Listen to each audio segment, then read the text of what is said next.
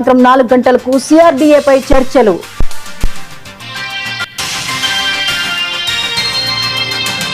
రేపటి నుంచి సీఎం రేవంత్ జిల్లాల పర్యటన, ఇందిరమ్మ ఇండ్ల రెండో విడత కార్యక్రమాలకు శ్రీకారం.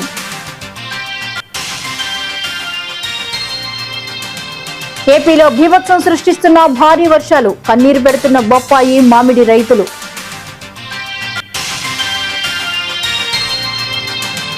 తెలంగాణలో దంచి కొట్టిన ఎండలు, శుక్రవారం దెహగాంలో 46.3 డిగ్రీల ఉష్ణోగ్రత నమోదు.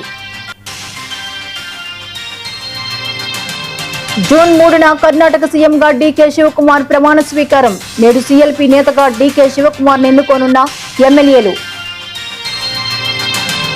ఐపీఎల్ ఫైనల్లో గుజరాత్ టైటన్స్ క్వాలిఫైయర్ 2లో రాజస్థాన్, గుజరాత్ విజయం.